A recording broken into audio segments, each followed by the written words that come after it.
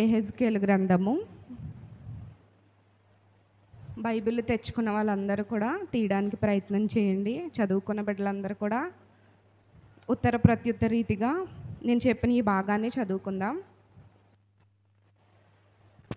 యెహెజ్కేలు గ్రంథము 37వ అధ్యాయము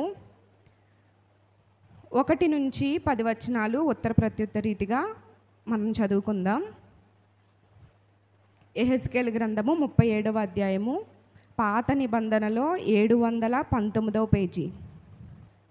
యెహోవా హస్తము నా మీదికి వచ్చెను, నేను ఆత్మవశుడనై ఉండగా యెహోవా నన్ను తోడుకొని పోయి ఎముకలతో నిండి ఉన్న ఒక లోయలో నన్ను దింపెను.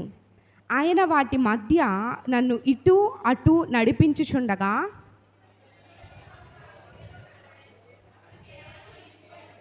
ఆయన, నరపుత్రుడా, ఎండిపోయిన ఈ ఎముకలు బ్రతుకగలవా అని నన్ను అడుగగా, ప్రభువా యెహోవా, అది నీకే తెలియనని నేను అంటిని.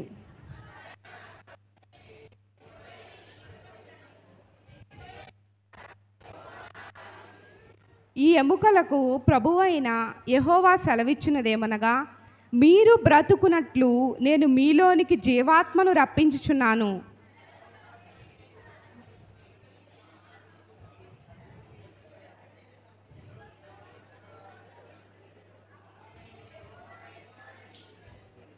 ఆయన నాకిచ్చిన ఆజ్ఞ ప్రకారము నేను ప్రవచించుచుండగా గడగడమను ధ్వని ఒకటి పుట్టెను.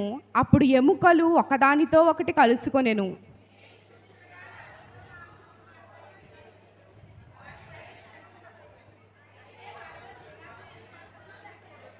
అప్పుడు ఆయన, నరపుత్రుడా, జీవాత్మ వచ్చినట్లు ప్రవచించి ఇట్లనుము, ప్రభువగు యెహోవా సెలవిచ్చినదేమనగా, జీవాత్మ నలుదిక్కుల నుండి వచ్చి హతులైన వీరు బ్రతుకున్నట్లు వారి మీద ఊపిరి విడువుము.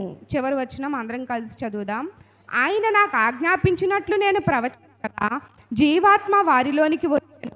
వారు సజీవులై లేచి లెక్కింప సత్యం మహాసైన్యమై నిలిచిరి.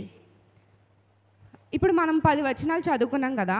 ఈ 10 వచనాల్లో ఏముందో మీ అందరికీ, మనం తెలుగు బైబిలే కదా చదువుకున్నాము, ఇంగ్లీష్ ఏం చదవలేదు కదా, అందరికీ అర్థమయ్యే. ఇక్కడ ఒక ఎముకలు గుట్టగా పడిపోయి ఉన్న ఒక గుహ లాంటి ప్రదేశంలోనికంట ఈ భక్తుని ఆత్మని, అంటే యెహెజ్కేలు ఆత్మని దేవుడు తోడుకుని వెళ్ళాడంట. ఎముకలు ఎక్కడి నుంచి వస్తాయి చెప్పాలి మీరు అందరూ. ఎక్కడి నుంచి వస్తాయి? ఎముకలు లేచి చప్పట్లు కొడతాయా? గడగడగడ టక్ నడుచుకుంటూ వెళ్ళిపోతాయా? పరిగెడతాయా? మరి ఏం చేస్తే మాట్లాడతాయా? Hi hello చెప్తాయా? ఏడుస్తాయా? నవ్వుతాయా? ఎందుకు? వాటిలో ఏం లేదు, జీవం లేదు ఆ ఎముకల్లో. అయితే అలాంటి ఎముకల్ని ఎవరన్నా అట్లా చూస్తే మనకి ఏమొస్తుంది? వెన్నులో వణుకు పుడుతుంది.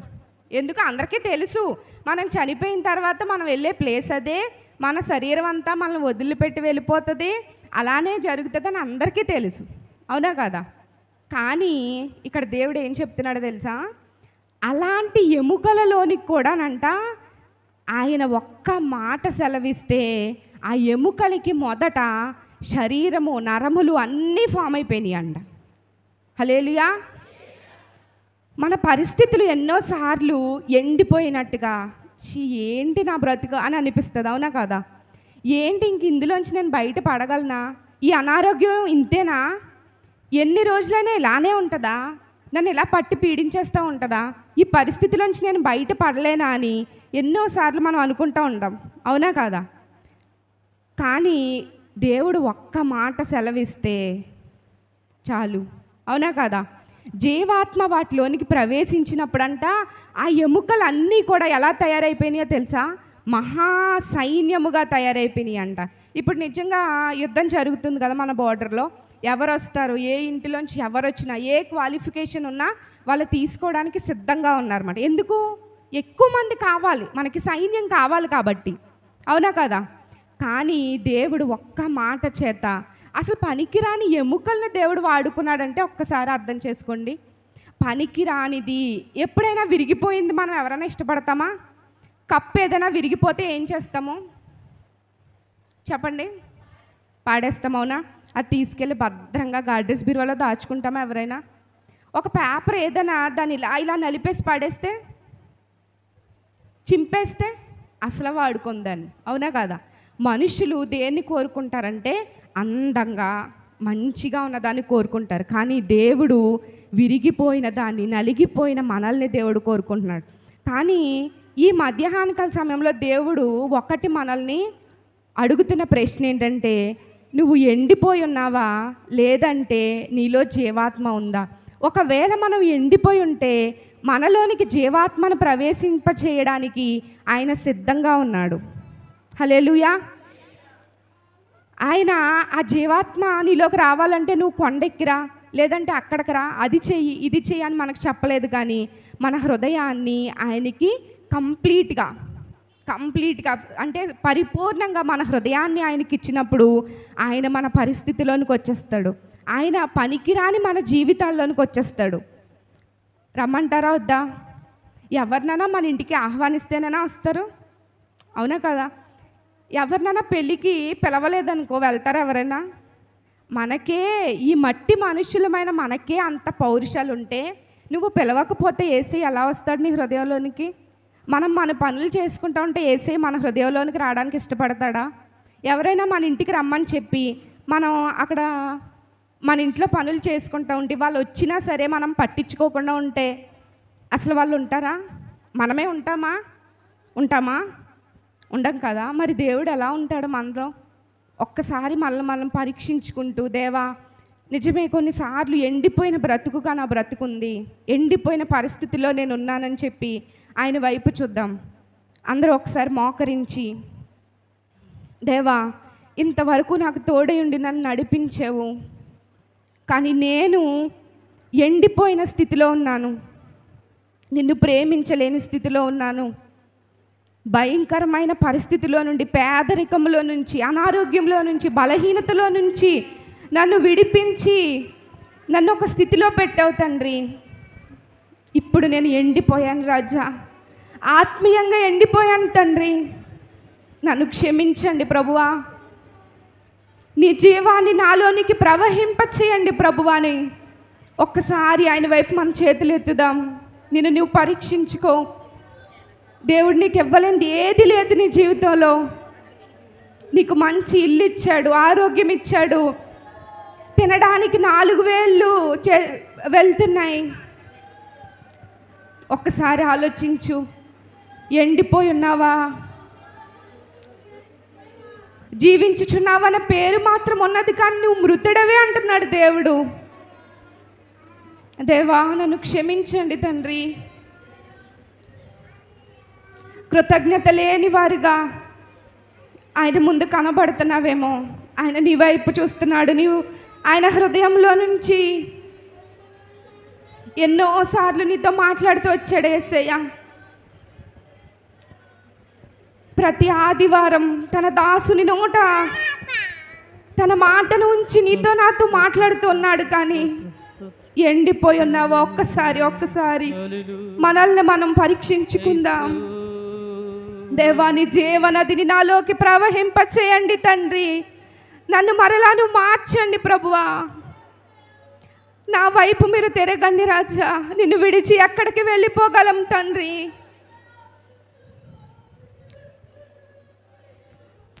ఎండిన ఎముకలన్నీయు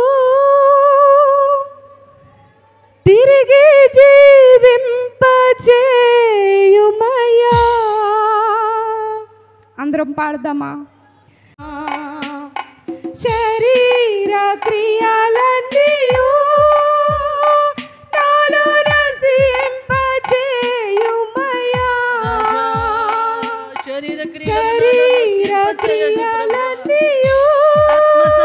నాలో రసింపచేయుమయ్యా.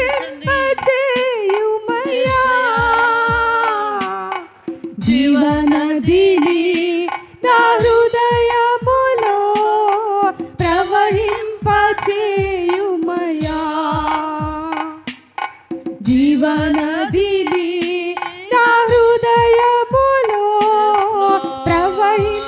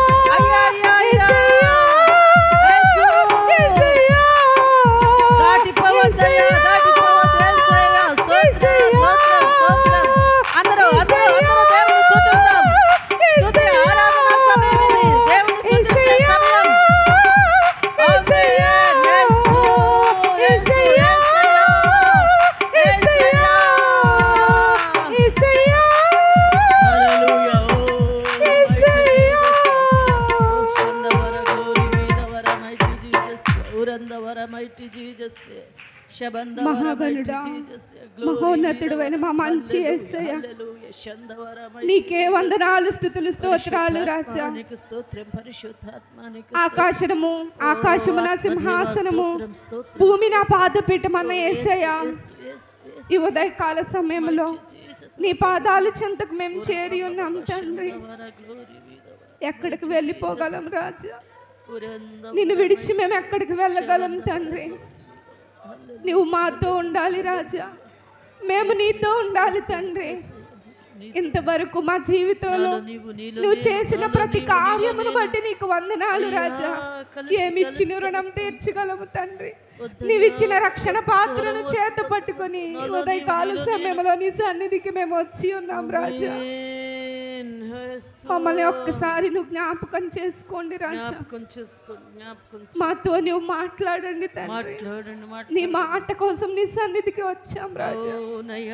మేము బలహీనులము, దరిద్రులము, పాపులమై ఉండగా మమ్మల్ని ప్రేమించిన మా మంచి యేసయ్య, నీకే వందనాలు, స్తుతులు, స్తోత్రాలు తండ్రి. కనీసం మమ్మల్ని మేమే ప్రేమించుకోలేని స్థితిలో ఉన్నప్పుడు మా కోసం నీ ప్రాణాన్ని సహితం లెక్క చేయని మా మంచి యేసయ్య, నీకు స్తోత్రం రాజా. నీవు మమ్మల్ని ప్రేమించినంతగా ఎవరు ప్రేమించగలరు రాజా? నీకు స్తోత్రము తండ్రి. ఈ ఉదయకాల సమయంలో నీ సన్నిధి చాటున మీరు మాతో మాట్లాడండి రాజా.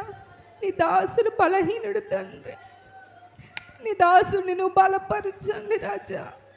నీ దాసుని నోటికి నీ మాటను అందించండి. నీ సిలువ చాటు నీ దాసుని మరుగు చేయండి రాజా. నీ దాసుని ఎముకలలోనికి నీ బలాన్ని, నీ సిలువ రక్తాన్ని నువ్వు ప్రవహింపచేయండి రాజా. నూతనమైన బలమును, నూతనమైన అభిషేకముతో నీ దాసుని మీరు నింపండి రాజా. దేవా, మమ్మల్ని అందరినీ నీ మాట చేత మమ్మల్ని బలపరచండి దేవా. ధైర్యముతో నీ మాటను పట్టుకొని లోకములోని జ్యోతుల వలె మేము వెలగడానికి సహాయము చేయండి. మాతోని ఉండండి, మమ్మల్ని బలపరచండి. జరగనయ్యున్న కార్యక్రమం అంతటికి నీ చేతులకి అప్పగించుకుంటున్నాం. మమ్మల్ని బలపరచమని నీ మాట చేత మమ్మల్ని సంధించి మాలో ఉన్న ప్రతి చెత్తను దహించి వేయమని ఈ ప్రార్థన సంధికి దూపం వలె చేర్చుకోనమని త్వరలో తిరిగి రానేని యేసుక్రీస్తు నామమున అడుగుచున్నాం మా పరమ తండ్రి. ఆమేన్, ఆమేన్.